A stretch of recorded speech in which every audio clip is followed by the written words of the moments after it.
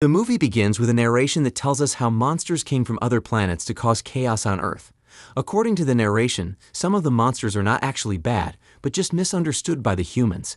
A hero who calls himself the Ultraman came from nowhere to defend the people from these monsters. For 30 years, he's been using his amazing powers to fight these monsters so as to maintain balance in the world.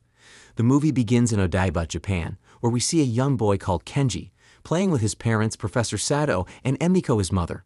We find out that his father is the real superhero, as he is often tasked with saving Japan and the world from dangerous kaiju creatures, for he is the current Ultraman. During their play, Kenji's mom Emiko acts as the villain, while Kenji acts as Ultraman. They have a robot called Mina, who helps them with the cooking and other house chores. Their family is a great fan of baseball, and Emiko is a dedicated fan of the Hanshin Tigers baseball team in the Japanese league, and she tensely watches a match against the Tigers' biggest rival, the Yomiuri. Kenji's parents have expectations from him. Even though he is still just a young child, it is apparent that his both parents' expectations are quite different. Sato wants Kenji to be prepared to become the next Ultraman, following in his footsteps, while Emiko is more determined to make him a baseball player. Their excitement is cut short when they hear an earthquake. Their robot Mina shows them a call from Dr. Onda, who warns Sato to protect his family because one of the most dangerous kaiju, Gigant-Drone, is on Earth. It's his duty to protect the world, so Sato decides to go fight this monster and tells his wife to protect Kenji. Kenji begs his dad not to go, but his dad promises to be back. Sato immediately transforms into Ultraman and goes to fight Gigan-Drone. 20 years later, Kenji is all grown up, but unfortunately, his mom is no more. He traveled with his mom to America, where he joined the baseball team called the Tiger, and he became their best player, which made him really famous. After gaining immense popularity in the American baseball, Kenji has finally returned to Japan with a reason of joining a Japanese baseball team called the Yomiuri Giants. But Kenji's return also has a second purpose. His dad is now old, and it's his responsibility to replace his dad as the next Ultraman. His fans in Japan have so many questions for him, so he attends a press conference where he answers all questions, but gets so angry when a reporter called Amy asks about the death of his mother. Just as he storms out, he receives an alert from his watch concerning a kaiju attack.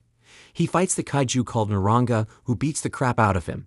Kenji is holding back because the people wants him to take down the monster with little collateral damage as possible, but Kenji does not have any idea how to do so. He couldn't hold back anymore and unleashes his powers to land a very powerful punch on the creature. Just during the battle, the Kaiju Defense Force agency captures the monster.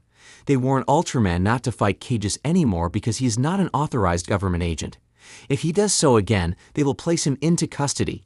Kenji notices his suit battery is low, and whenever that happens, he loses his powers for the moment. To avoid anyone to find out his identity, he quickly flies to an isolated place in the city where he changes back to his normal self.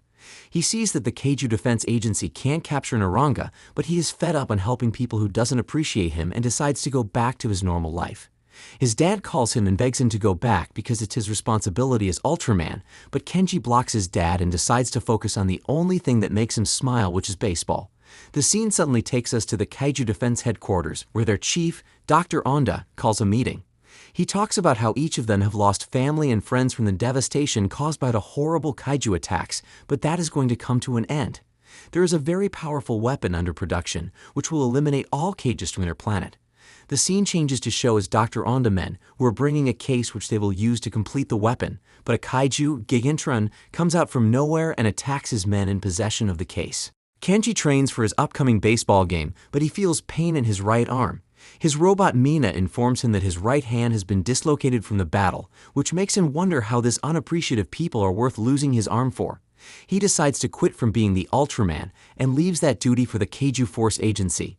He starts his first Japanese game, but wasn't able to hit the ball right because of the injury in his right hand. He then tries something that has never been done in the history of baseball. He decides to use his left hand to hit the ball, and he gets it right, making the whole of the stadium to chant his name. His father watches the game happily, but his whole mood changes when he receives an alert on a kaiju attack.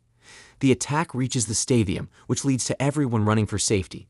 But we notice Gigantian isn't attacking anyone, but it came to take back what belongs to him, which was the case stolen by the Kaiju Defense Agency.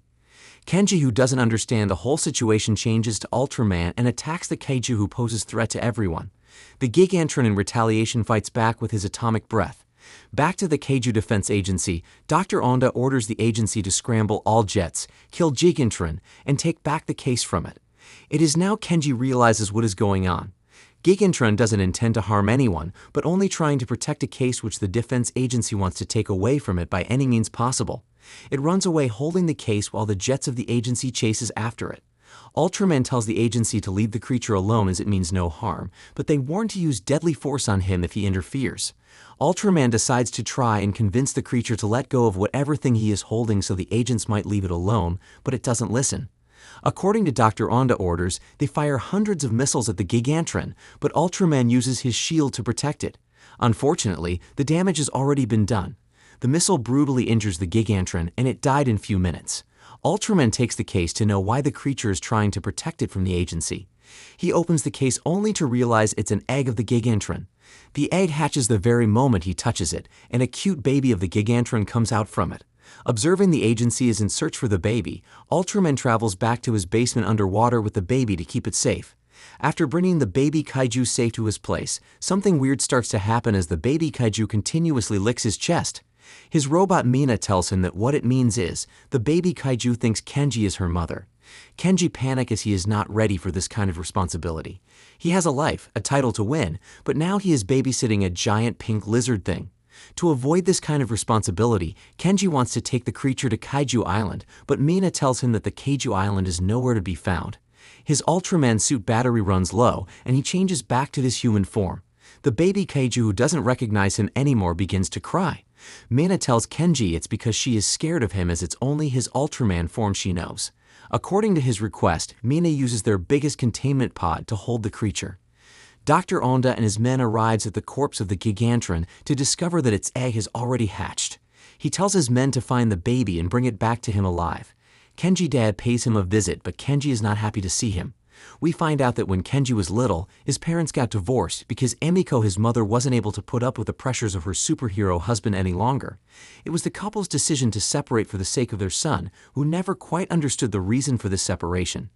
Kenji hates his dad because he believes his father had abandoned him and his mother for the sake of being a superhero. The baby Kaiju is still scared of him, so Kenji comes up with an idea.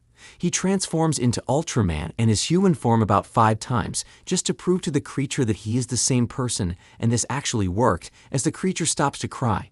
He hears the stomach of the Kaiju grumbling. Mina tells him the creature must be really hungry. According to his wishes, Mina brings some nice human meal for the creature to eat, but the food irritates the creature. The baby Kaiju echoes towards the fishes in the ocean, and according to Mina's explanation, Kenji realizes that the baby Kaiju loves fish. He catches hundreds of fish and gives it to the creature, who devours them in minutes. Taking care of the baby Kaiju begins to affect Kenji's routine, especially his baseball career. He doesn't sleep well to keep feeding the baby Kaiju, who is always hungry, and because of this he is always attending the baseball games very tired. Due to this, he wasn't performing well in the games anymore, and he did not only lose a lot of fans, but his coach is preparing to transfer him to another team. Kenji is angry and frustrated. He contacts a reporter he knows very well due to the sensitive questions she normally asks him in his press conferences. Kenji knows she has 2 kids, so he wants to know how she balances everything in her life, taking care of her kids and same time doing her job so well. The reporter decides to give him a clue on how to balance everything, but in exchange, he must fix an interview between them where he must answer all her questions. Thanks to her advice, Kenji begins to bond more with the baby Kaiju and teaches her how to play baseball. To fulfill a part of his deal, he goes to attend the interview with a reporter and tells Mina to take care of the baby while he's gone. The baby wakes up from sleep, and when it looks around but couldn't find Kenji, it begins to cry. This leads to a strange power coming out from her mouth. Mina tries to calm the creature by showing it pictures of Kenji, but it doesn't work. The baby Kaiju uses her newfound powers to break out of Kenji's basement, and Frog jumps into the city to look for her father Kenji. Meanwhile, while Kenji is on an interview with a reporter, he receives an alert message to discover the baby Kaiju is in the city. Without wasting much time, he cancels the interview and goes after the baby Kaiju, who is unknowingly causing chaos in the city in search of her father. Kenji finally finds it, but it unconsciously unleashes her powers on him. The Kaiju Defense Agency chief, Onda, finally finds the baby Kaiju he has been looking for and sends all his men to its location. When his men shows up, they begin to shoot numerous tranquilizers on the Kaiju, which makes it unconscious.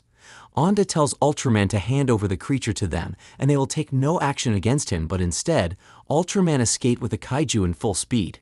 The baby kaiju is in serious pain, so Kenji has no other choice but to call his dad, who knows a lot about these creatures. Kenji dad, Professor Sato, shows up, and he finds out the kaiju just has a broken arm. With his walking stick, he fixes the creature's dislocated arm. Kenji did not only learn from his father the importance of protecting kaiju species and their ecological benefits, but he also realizes the fine balance that one needs to maintain while being a superhero and a parent at the same time. Sato explains to his son, who still hated him, that he never wanted to leave to turn into Ultraman and fight monsters, but he was burdened by the very personal urge to protect his wife and son at all cost. Dr. Onda is looking for the kaiju baby at all cost, but why? We find out his plans, which is using the kaiju baby to create a super weapon on his own, and as well use it to locate the kaiju island till he can wipe their kind out of existence. He is on a revenge mission because the cages killed his wife and children, or his only happiness. So according to him, these creatures deserves no mercy. Meanwhile, Professor Sato trains the baby kaiju how to defend itself, use its powers, and how to hunt its own meals. Thanks to Sato, Kenji started to balance things in his life. He is no longer losing games and took his team from the last to second position. Just as Kenji bonds with his father, they named the baby kaiju Amy. During their conversation, they see hundreds of drones sent by Dr. Onda to capture the baby. At a very wrong time, the kaiju baby begins to entering her pupal stage, which means she's growing, but unfortunately she's at her most vulnerable moment. The drone release missiles on them, leading to Kenji's father to obtain a life-threatening injury in the process. Kenji, out of anger, changes to Ultraman and destroys all the drones, but what he doesn't know is, that is the least of Dr. Onda's plans. The baby pupal stage is finished, and it turns out she has now developed wings.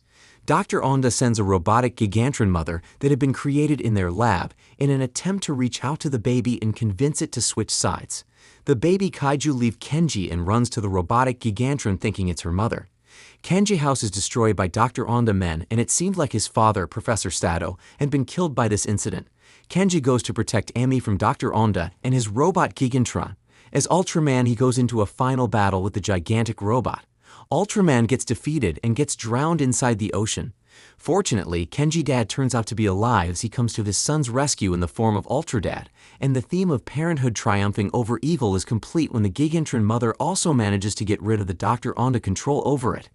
With this happening, Dr. Onda decided to go with his last option. He tells his men to evacuate from the ship as the Kaiju Defense Agency must survive. He then transforms the ship into a gigantic robot, with him inside controlling it to engage in an epic battle with the heroes. The cages assist the heroes in the fight, but they are no match. But when Kenji and his dad combines their powers with the Kaiju atomic breath, it took down the robot in a blast. In the end, Dr. Onda realizes that he will not be able to come out victorious in this fight, but still driven by his desire to kill as many kaiju as he can to avenge his family, the man self-detonates his robotic aircraft. Kenji decides to sacrifice himself in order to save everyone else by using his Ultra Shield to stop the blast from reaching the city. Fortunately, he survived, but at the cost of losing one of his arm. And that was how the movie ended. Thank you for watching, guys. If you love animation movies, please subscribe to this channel and keep watching. Bye. And that's the end of the video. I hope you enjoyed it. If you did, don't forget to smash that like button, subscribe for more awesome content from Cartoon Crunch. Hit the bell icon so you never miss an update. Let me know in the comments what your favorite part of the show was, or if there's a cartoon you'd like me to cover next. Thanks for watching, and until next time.